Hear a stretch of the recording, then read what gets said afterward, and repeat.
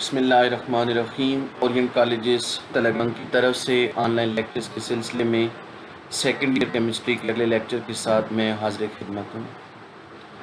पिछले लेक्चर में हमने अल्काइंस के केमिकल रिएक्शंस को शुरू किया था और इनके चंद रिएक्शंस को पढ़ा था। इस सिलसिले को आगे बढ़ाते हुए आज इनके बाकी रिएक्शंस को पढ़ेंगे। तो अगला रिएक्शन है एडिशन ऑफ वाटर या हाइड्रेशन। अल्काइंस का वाटर के साथ स्लो रिएक्शन होता है और इस रिएक्शन के नतीजे में वाटर मॉलिक्यूल ट्रिपल बॉन्ड में ऐड होता है और एक अनस्टेबल अनसैचुरेटेड अल्कोहल बनता है। वो बाद में टाटोमेराइज होकर एल्डिहाइड या कीटोन देता है। रिएक्शन को एक्सेलरेट करने के लिए कैटलिस्ट का सहारा लिया जाता है और इस मकसद के लिए जो रिएजेंट यूज़ किया जाता है वो H2SO4 और HgSO4 का मिक्सचर है। तो एसिटाइलिन की एग्जांपल है एसिटाइलिन या इथीन। इसको जब वाटर के साथ रिएक्ट करवाया जाता है तो वाटर का मॉलिक्यूल ट्रिपल बॉन्ड में ऐड होता है। अब इन दोनों कार्बन के पास हाइड्रोजन एटम की तादाद इक्वल है, तो किसी एक कार्बन में वाटर का पॉजिटिव पार्ट हाइड्रोजन ऐड हो जाएगा और किसी एक कार्बन में नेगेटिव पार्ट OH ऐड हो जाएगा। तो मसलन मैंने यहाँ इस तरह लगाया कि इस कार्बन में हाइड्रोजन को शो किया और इस कार्बन में OH को शो किया। इस तरह वाटर मॉलिक्यूल ऐड हो गया और ट्रिपल बॉन्ड की जगह डबल बॉन्ड आ गया। ये एक अल्कोहल बना, अनसैचुरेटेड अल्कोहल। इसका नाम है vinyl alcohol. Vinyl alcohol unstable है, ये खुद ब खुद रीअरेंज होता है। रीअरेंजमेंट के दौरान ये होता है कि पाई इलेक्ट्रॉन्स अटैक करते हैं हाइड्रोक्सिल ग्रुप के हाइड्रोजन पर। तो ये वाला जो हाइड्रोजन एटम है ये इस कार्बन के साथ बॉन्डेड हो जाता है।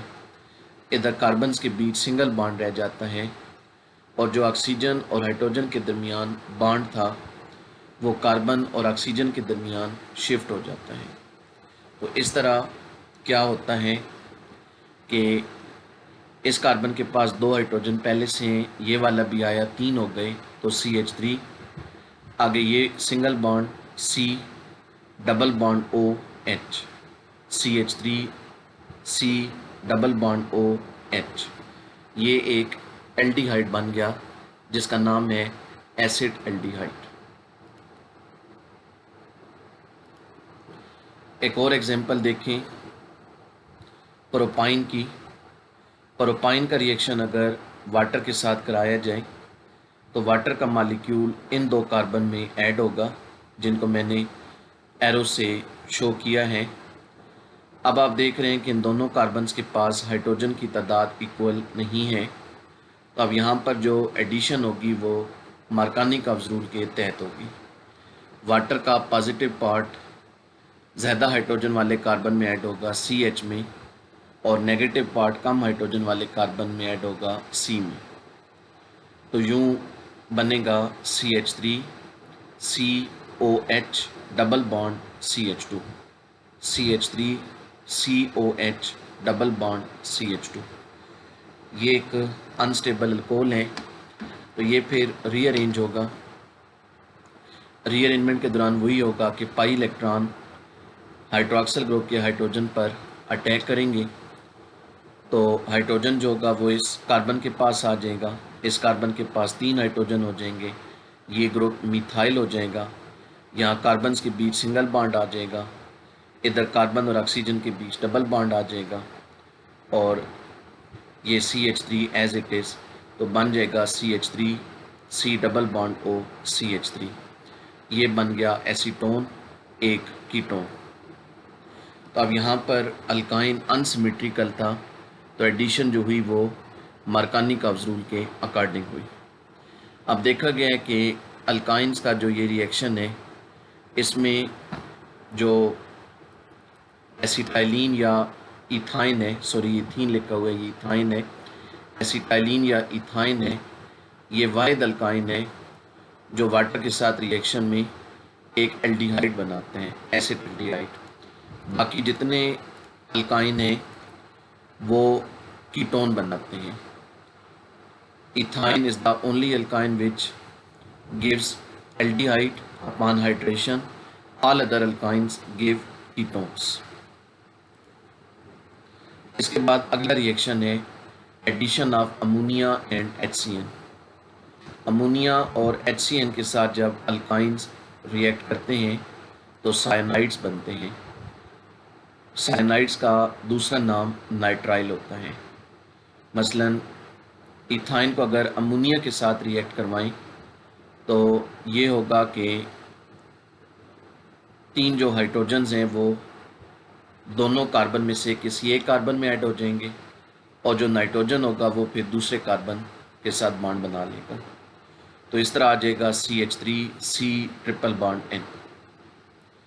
इसी तरह एसिटाइलिन अगर हाइड्रोजन साइनाइड के साथ रिएक्ट करें तो हाइड्रोजन साइनाइड का मॉलिक्यूल ऐड होगा। HCN का मॉलिक्यूल पोलर है with positive charge on hydrogen atom and negative charge on CN group. तो एसिटाइलिन का मॉलिक्यूल सिमेट्रिकल है, दोनों कार्बन के पास हाइड्रोजन की तादाद इक्वल है, तो किसी एक कार्बन में हाइड्रोजन एटम ऐड हो जाएगा और किसी एक में CN ऐड हो जाएगा, तो बन जाएगा CH2 double bond C single bond CN, यहाँ सिंगल बॉन्ड आएगा CH2 double bond C single bond CN। तो ये बन गया विनाइल साइनाइड। इसके बाद अल्काइंस के सेकंड टाइप के रिएक्शंस आ जाते हैं और वो हैं ऑक्सीडेशन रिएक्शंस। ऑक्सीडेशन रिएक्शन में पहला रिएक्शन है KMnO4 के साथ, इसको बीएस टेस्ट भी कहा जाता है, और इसके अलावा इस रिएक्शन को हाइड्रोक्सिलेशन भी कहते हैं। हाइड्रोक्सिलेशन यानी addition of hydroxyl groups. Alkynes को जब KMnO4 के साथ रिएक्ट करवाया जाता है तो KMnO4 और वाटर के दरमियान रिएक्शन से हाइड्रोक्सल ग्रुप बनते हैं। वो हाइड्रोक्सल ग्रुप ट्रिपली बॉन्डेड कार्बन्स में ऐड होते हैं। 2 हाइड्रोक्सल ग्रुप एक कार्बन में ऐड होते हैं और 2 हाइड्रोक्सल ग्रुप दूसरे कार्बन में ऐड होते हैं, और इस तरह जो मॉलिक्यूल बनता है उसको टेट्राओल कहते हैं। टेट्राओल यानी हैविंग 4 हाइड्रोक्सल ग्रुप्स। तो एसिटाइलिन की एग्जांपल है, एसिटाइलिन को अगर KMnO4 के सॉल्यूशन से रिएक्ट करवाएं, इस सॉल्यूशन को BS रिएजेंट कहते हैं, तो इन दोनों कार्बन में 2-2 हाइड्रोक्सल ग्रुप ऐड होंगे और इस किस्म की प्रोडक्ट बनेंगी। ये 2 कार्बन है तो इन दोनों के साथ ये 2-2 OH ग्रुप्स हैं। इसका नाम है इथेन 1122 टेट्रो। बाकी इसमें KOH बनेगा और MnO2 बनेगा। अब ये जो टेट्रोल बनता है ये अनस्टेबल है, तो ये इसमें फ़ौरन एलिमिनेशन होती है वाटर मॉलिक्यूल्स की, और उस एलिमिनेशन के नतीजे में गिलाइऑक्सल बनता है। अब उस एलिमिनेशन में क्या होता है, उस एलिमिनेशन के दौरान ये होता है कि दोनों कार्बन में से एक OH ग्रुप निकल जाते हैं। मसलन ये वाला कार्बन है, इसमें से ये OH ग्रुप अलहदा हो जाएगा। एरो की मूवमेंट ये दिखा रही है कि ये जो OH ग्रुप है ये इस बॉन्ड को लेकर जाएगा, इन 2 इलेक्ट्रॉन्स को हाइड्रोक्सल ग्रुप अपने साथ ले जाएगा, कार्बन इन इलेक्ट्रॉनों से महरूम हो जाएगा। अब साथ में ये होगा कि इस कार्बन के साथ जो सेकंड हाइड्रोक्सल ग्रुप है उसमें से सिर्फ हाइड्रोजन एटम निकलेगा।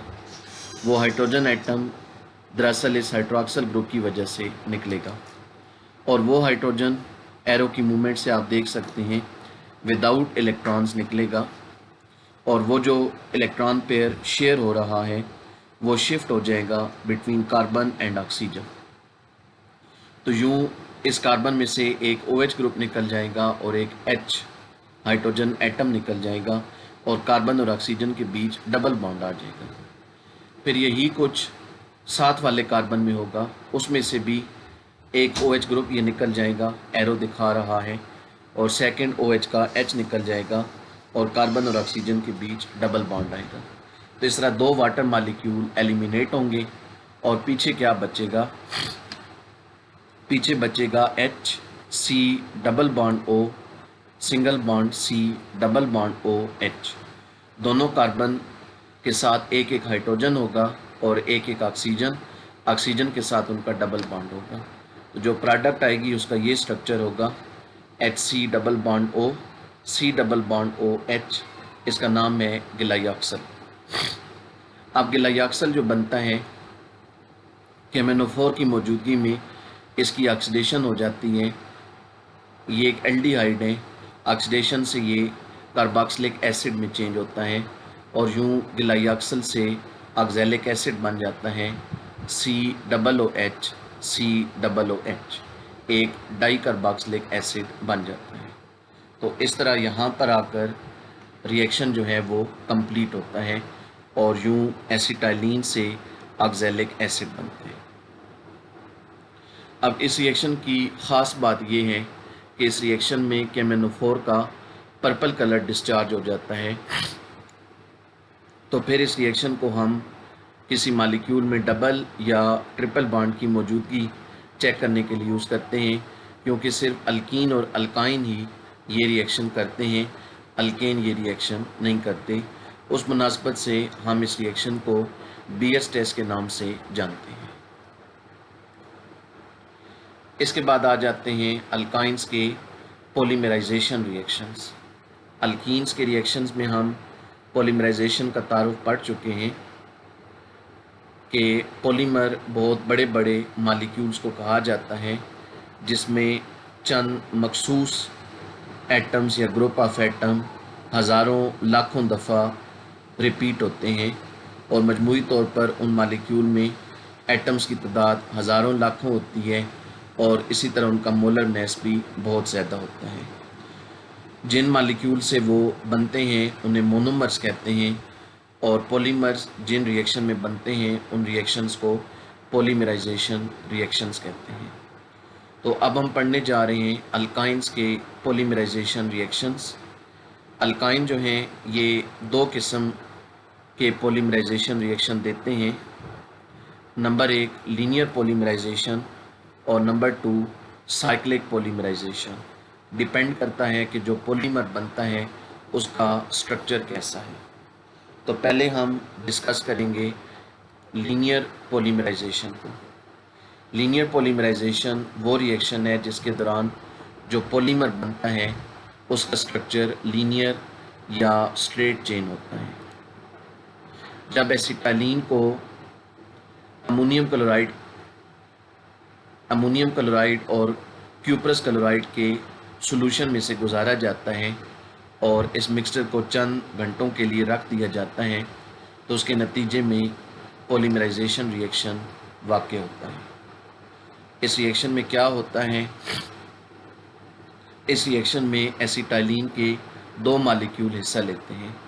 अब एक मॉलिक्यूल को मैंने खुद से रेड कलर में दिखा दिया और एक को ब्लू कलर में, और एक मॉलिक्यूल के एक हाइड्रोजन का कलर फिर अलग दिखा दिया। अब रिएक्शन के दौरान होगा क्या, रिएक्शन के दौरान ये होगा कि एक मॉलिक्यूल दूसरे मॉलिक्यूल में ऐड होगा। अब एडिशन इस तरह होगी कि उस मॉलिक्यूल का हाइड्रोजन एटम दूसरे मॉलिक्यूल के एक कार्बन में ऐड होगा और पहले मॉलिक्यूल का जो बकिया पार्ट है वो दूसरे मॉलिक्यूल के दूसरे कार्बन में ऐड होगा। तो मैं अब यहाँ पर शो कर रहा हूँ कि ये वाला सेकंड मॉलिक्यूल जो है ये फर्स्ट में ऐड होगा। अब एडिशन यूँ होगी कि एक जो हाइड्रोजन है जो ट्रिपली बॉन्डेड कार्बन के साथ अटैच है, इसको मैंने पिंक कलर में दिखा दिया, ये इस मॉलिक्यूल के किसी एक कार्बन के साथ बॉन्डेड हो जाएगा ये अब सिमेट्रिकल मॉलिक्यूल हैं, तो इससे फ़र्क नहीं पड़ता कि किस में हाइड्रोजन हम लगाएं। तो फ़र्ज़ किया कि इस कार्बन के साथ ये पिंक हाइड्रोजन बॉन्ड बना लेते हैं, तो यहाँ डबल बॉन्ड रह जाएगा। ये पाई इलेक्ट्रॉन इधर अटैक करेंगे और फिर ये जो सेकंड कार्बन होगा इसके साथ ये सारा ग्रुप आ जाएगा। ये जो ब्लू ग्रुप है ये सारा ग्रुप इस कार्बन के साथ बॉन्डेड हो जाएगा। तो क्या बन जाएगा, इस कार्बन के पास एक हाइड्रोजन पहले से था, एक ये पिंक वाला आएगा, तो ये दो हो जाएंगे यानी CH2। आगे यहाँ डबल बॉन्ड, उसके बाद CH2 डबल बॉन्ड C, और साथ ये वाला इसका अपना H, CH2 double bond CH। फिर इस CH के साथ ये सारा ग्रुप आ जाएगा C ट्रिपल बॉन्ड CH, तो बन गया CH2 double bond CH single bond C triple bond CH। ये जो मॉलिक्यूल बना इसका नाम है विनाइल एसिटाइलिन। अब विनाइल एसिटाइलिन एसिटाइलिन से बड़ा है क्योंकि इसमें दो मॉलिक्यूल कंबाइन हुए हैं, तो ये उसका डाइमर है। पॉलीमर जो टर्म है वो एक जनरल टर्म है। हम पॉलीमर्स को मुख्तलिफ नाम दे सकते हैं मुख्तलिफ एग्जांपल्स में, डाइमर, ट्राइमर, टेट्रामर वगैरह। डिपेंड करता है कि प्रोडक्ट मॉलिक्यूल कितने रिएक्टेंट मॉलिक्यूल से बना। यहाँ विनाइल एसिटाइलिन दो एसिटाइलिन मॉलिक्यूलों से बना, तो इसलिए हम इसे डाइमर कह रहे हैं। जब हम पॉलीमर कहते हैं तो उसका मतलब होता है बहुत सारे मॉलिक्यूलों से वो बने, पॉली का मतलब मैनी होता है। अच्छा, अब ये जो विनाइल एसिटाइलिन बना इसके आगे हम यूजेस देखते हैं। इसको आगे कई दूसरे रिएक्शन में यूज़ किया जा सकते हैं। तो यूजेस ऑफ विनाइल एसिटाइलिन, पहला रिएक्शन, पहला यूज़, अगर हम विनाइल एसिटाइलिन का मज़ीद रिएक्शन एसिटाइलिन के साथ करवा दें, यानी एसिटाइलिन का एक तीसरा मॉलिक्यूल विनाइल एसिटाइलिन के साथ रिएक्शन करें, तो फिर जो रिएक्शन होगा उसको हम यहाँ पर एक्सप्लेन करते हैं। अब विनाइल एसिटाइलिन में जो ट्रिपली बॉन्डेड कार्बन के साथ हाइड्रोजन बॉन्डेड है, ये ऊपर स्ट्रक्चर था, इसमें ये कार्बन ट्रिपल बॉन्ड बना रहा है और इसके साथ एक हाइड्रोजन है। उस हाइड्रोजन को मैंने पिंक कलर में अब शो कर दिए है, बाकी सब पूरे ग्रुप का एक ही कलर है। अब इस रिएक्शन में ये होगा कि विनाइल एसिटाइलिन का ये वाला हाइड्रोजन एसिटाइलिन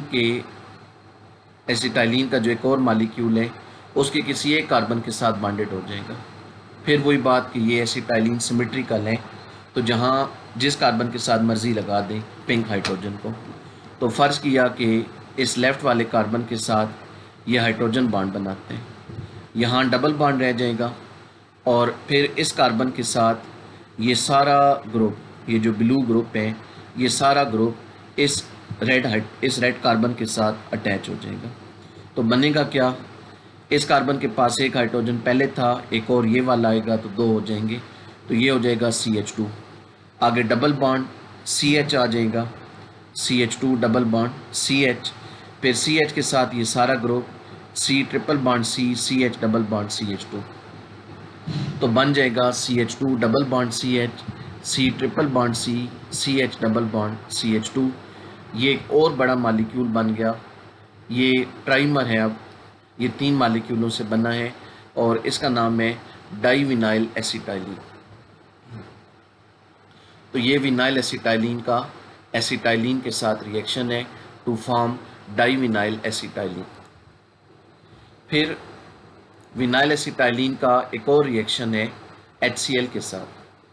विनाइल एसिटाइलिन को अगर HCl के साथ रिएक्ट करवाएं तो अब देखें कि विनाइल एसिटाइलिन का मॉलिक्यूल अनसिमेट्रिकल है। दोनों ट्रिपली बॉन्डेड कार्बन्स के पास हाइड्रोजन एटम की तादाद इक्वल नहीं है। इधर HCl भी अनसिमेट्रिकल है, तो यहाँ मार्कानिकॉव्स रूल अप्लाई होगा।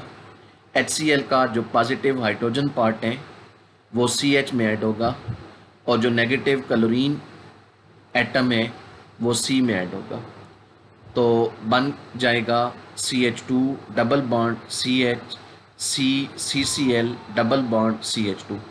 ट्रिपल बॉन्ड की जगह डबल आ जाएगा, CH के साथ H आ जाएगा, वो CH2 हो जाएगा, और C के साथ Cl आ जाएगा।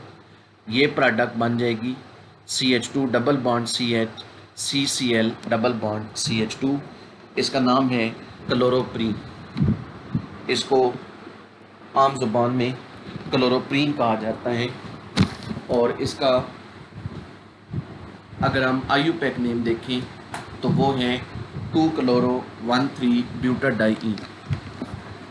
अब ये जो क्लोरोप्रीन है ये एक बहुत ही इम्पोर्टेंट रॉ मटेरियल है, स्टार्टिंग मटेरियल है।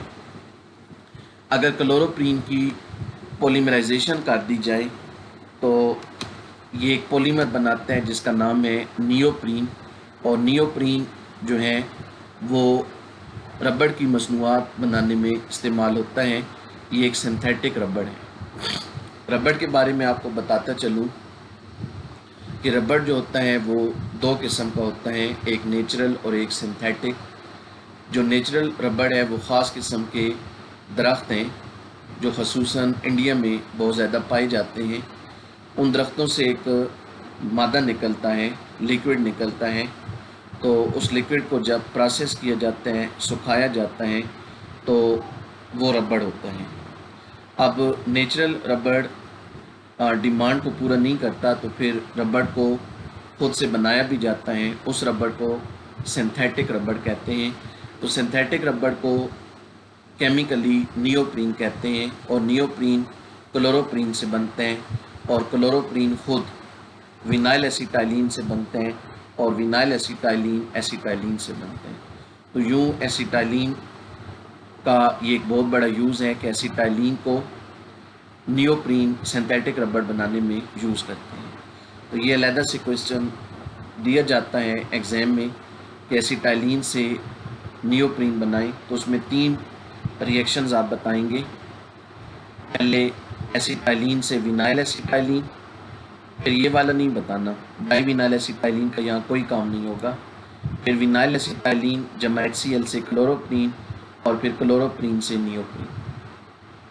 ये है अल्काइंस की लीनियर पॉलीमराइजेशन। इसके बाद अल्काइंस की साइक्लिक पॉलीमराइजेशन है। इसको हम आखिर में देखते हैं, अभी ये स्लाइड मुकम्मल नहीं है। अभी हम अल्काइंस के 4th टाइप के रिएक्शंस स्टार्ट करते हैं, और वो हैं एसिडिक रिएक्शंस। जिन अल्काइंस में ट्रिपली बॉन्डेड कार्बन के साथ हाइड्रोजन एटम बॉन्डेड हो वो अल्काइन नेचर में एसिडिक होते हैं। ट्रिपली बॉन्डेड कार्बन के साथ जो हाइड्रोजन एटम बॉन्डेड होता है उसकी pKa value doubly bonded carbon के साथ जो हाइड्रोजन बॉन्डेड होता है, या सिंगली बॉन्डेड कार्बन के साथ जो हाइड्रोजन बॉन्डेड होते हैं, उनकी pKa वैल्यू से बहुत छोटी होती है। तो pKa वैल्यू इसकी छोटी होने की वजह से ये नेचर में एसिडिक है। तो जिन अल्काइन में ट्रिपली बॉन्डेड कार्बन के साथ हाइड्रोजन एटम पाया जाता है वो अल्काइन फिर एसिड के तौर पर बिहेव करते हैं और मुख्तलिफ बेसिस के साथ रिएक्शन करते हैं। अब हम सबसे पहले इस बात का जायज़ा लेंगे कि ये अल्काइन एसिडिक होते क्यों हैं। जैसा कि मैंने कहा कि ट्रिपली बॉन्डेड कार्बन के साथ अगर हाइड्रोजन एटम बॉन्डेड हो तो वो नेचर में एसिडिक होते हैं। अब वो हाइड्रोजन एटम कार्बन के साथ sp-s ओवरलैपिंग से बनता है। कार्बन का sp हाइब्रिड ऑर्बिटल हाइड्रोजन के s ऑर्बिटल के साथ ओवरलैप करते हैं। अब sp हाइब्रिड ऑर्बिटल का मतलब है कि वो ऑर्बिटल एक s ऑर्बिटल और एक p ऑर्बिटल से बना। इसका मतलब हुआ कि उस ऑर्बिटल में, हाइब्रिड ऑर्बिटल में 50% s करैक्टर है और 50% p करैक्टर है। ये जो s करैक्टर है ये अल्कीन्स में जो हाइब्रिड ऑर्बिटल्स हैं और अल्केन में जो हाइब्रिड ऑर्बिटल हैं उनमें जो s करैक्टर है उससे ज़्यादा है। अब s करैक्टर ज़्यादा होने का मतलब है कि इलेक्ट्रॉन जो होंगे वो न्यूक्लियस के नज़दीक होंगे, क्योंकि s ऑर्बिटल p ऑर्बिटल के अंदर होता है और अल्टीमेटली वो न्यूक्लियस के नज़दीक होते हैं। तो अब इलेक्ट्रॉन न्यूक्लियस के ज़्यादा नज़दीक होंगे। न्यूक्लियस इन इलेक्ट्रॉन्स पर होल्ड कायम रखेगा इनको अट्रैक्ट करेगा, तो इस तरह ये जो इलेक्ट्रॉन होंगे ये हाइड्रोजन एटम से दूर हो जाएंगे। हाइड्रोजन एटम इलेक्ट्रॉन डिप्राइव हो जाएगा और उस पर एक पॉजिटिव चार्ज आ जाएगा। पॉजिटिव चार्ज आने का मतलब होगा कि वो अब एसिडिक प्रॉपर्टीज़ रखता है। अब कौन कौन से अल्काइन एसिडिक हैं, जैसा कि मैं बता चुका कि सिंपली हमने ये देखना होता है कि जो कार्बन एटम आपस में ट्रिपल बॉन्ड बना रहे हैं क्या उनके साथ हाइड्रोजन एटम हैं। अगर उनके साथ कोई हाइड्रोजन एटम डायरेक्ट बॉन्ड बना रहा हो तो ऐसे अल्काइन एसिडिक होंगे। अगर ऐसे दोनों कार्बन के साथ कोई हाइड्रोजन एटम बॉन्ड ना बनाए तो वो नॉन एसिडिक होंगे। अब ऐसा कब होता है कि ट्रिपली बॉन्डेड कार्बन के साथ हाइड्रोजन एटम बॉन्डेड हो? ऐसा तभी मुमकिन है जब ट्रिपल बॉन्ड वन पोजीशन पे हो।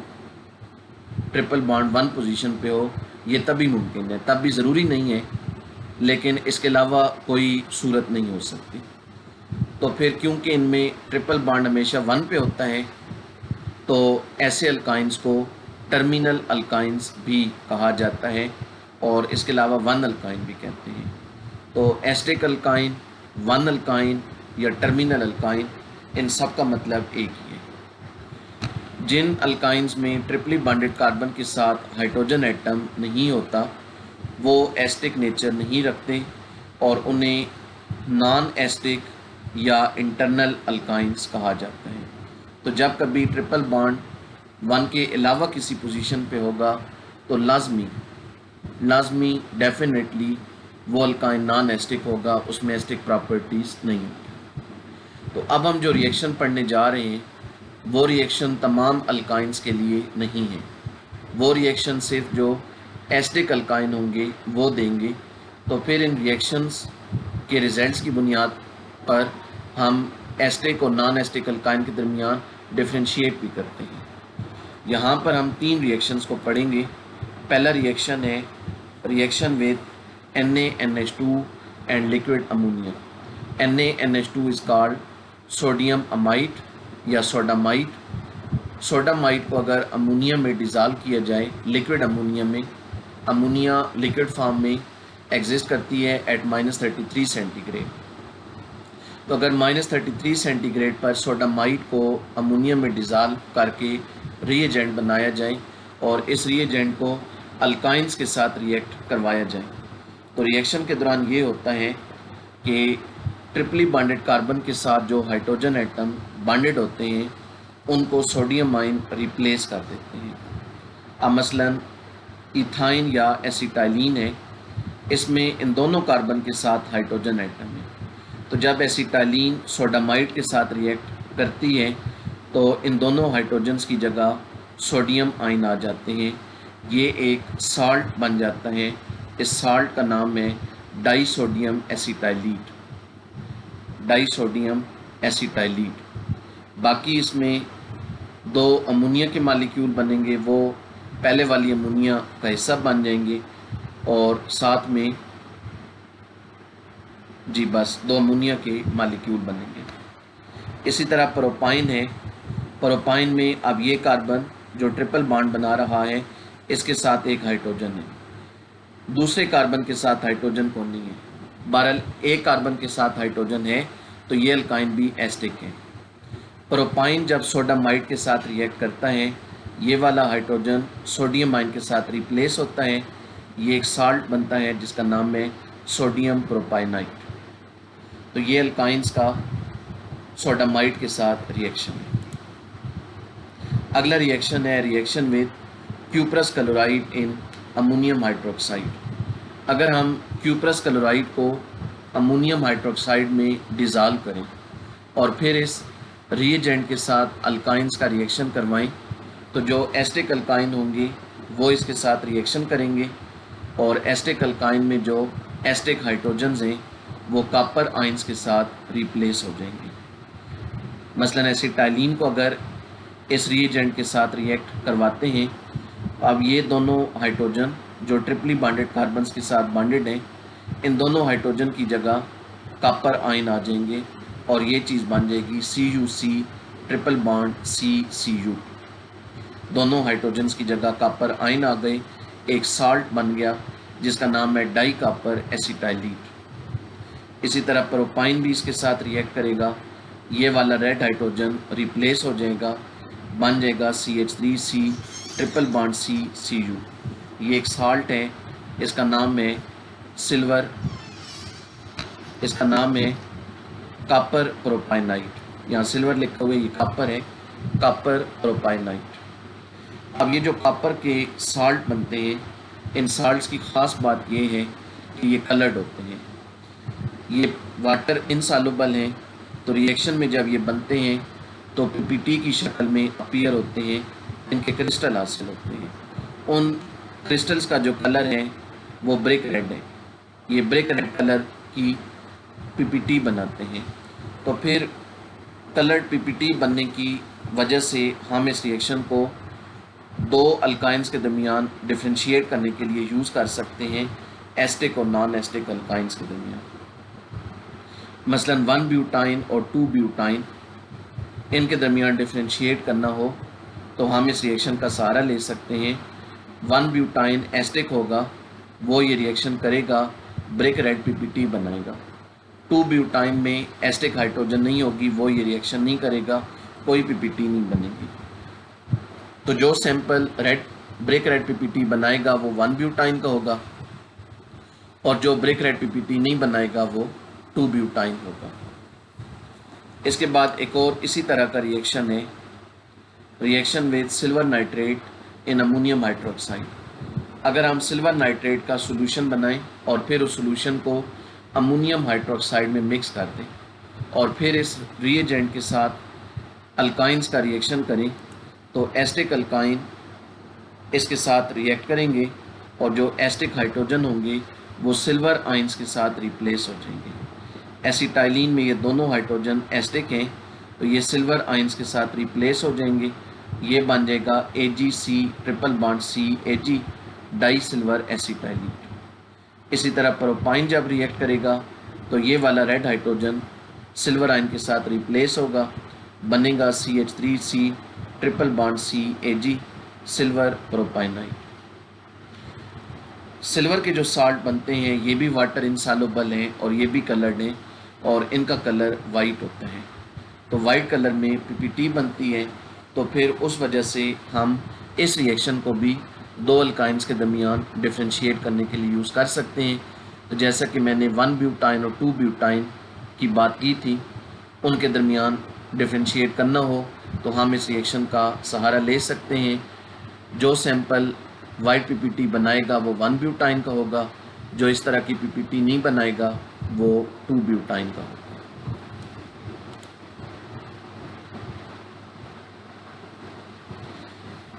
फिर ये जो एस्टिक रिएक्शंस हैं इनकी एप्लीकेशंस आ जाती हैं। सिल्वर और कॉपर साल्ट जो बनते हैं इनके बारे में मैं बता चुका कि एक तो ये रिएक्शन टेस्ट के तौर पर यूज़ होती हैं।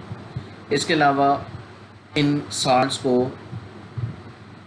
अल्काइंस को वेरीफाई करने के लिए और आइडेंटिफाई करने के लिए भी यूज़ किया जाता है। सपोज हमारे पास प्रोपाइन है और वो इम्प्योर है, उसमें इम्प्योरिटीज़ हैं, हम इम्प्योरिटीज़ को रिमूव करना चाहते हैं, तो हम प्रोपाइन का रिएक्शन सिल्वर नाइट्रेट या क्यूप्रस क्लोराइड से करा देते हैं। जैसा कि हम पढ़ चुके हैं, सिल्वर या कॉपर का साल्ट बन जाएगा, ये वाटर इनसॉल्युबल होगा, ये वाटर इनसॉल्युबल होगा, जबकि इम्प्योरिटीज सॉल्युबल होंगी। तो हम इस इनसॉल्युबल साल्ट को सेपरेट कर लेंगे थ्रू फिल्ट्रेशन। तो अब जो हमारे पास साल्ट आएगा वो प्योर होगा, क्योंकि इम्प्योरिटीज़ वाटर सॉल्युबल थी वो अलहदा हो चुकी हैं। अब हमारे पास प्योर साल्ट आ गया। अब अगर इस प्योर साल्ट का रिएक्शन किसी मिनरल एसिड के साथ करा दिया जाए, मसलन H2SO4 या HCl के साथ, तो ये जो साल्ट हैं ये वापस अल्काइंस में तब्दील हो जाती हैं। तो यहाँ सिल्वर प्रोपाइनाइट जब सल्फ्यूरिक एसिड के साथ रिएक्ट करेगा तो दोबारा प्रोपाइन बना देगा। तो क्योंकि साल्ट प्योर था तो अब जो अल्काइन बनेगा वो भी प्योर होगा। तो इस तरह इन रिएक्शंस को हम प्योरीफिकेशन, सेपरेशन और आइडेंटिफिकेशन के मकसद के तौर पर यूज़ करते हैं। और बाकी जैसे मैंने कहा कि हम डिफ्रेंशिएट कर सकते हैं, तो ये वही एग्जांपल आ गई 1 ब्यूटाइन और 2 ब्यूटाइन की। 1 ब्यूटाइन AgNO3 के साथ वाइट PPT और Cu2Cl2 ब्रेक रेड PPT बनाएगा, जबकि 2 ब्यूटाइन कोई PPT नहीं बनाएगा। ये इन रिएक्शंस की एप्लीकेशंस हैं। तो अल्काइंस का साइक्लिक पॉलीमराइजेशन रिएक्शन बाकी है, वो स्लाइड इनकम्प्लीट है, वो हम नेक्स्ट टाइम ही अब इंशाल्लाह पढ़ेंगे। आखिर में एसिटाइलिन के ये यूजेस हैं, इन्हें आप देख लीजिएगा।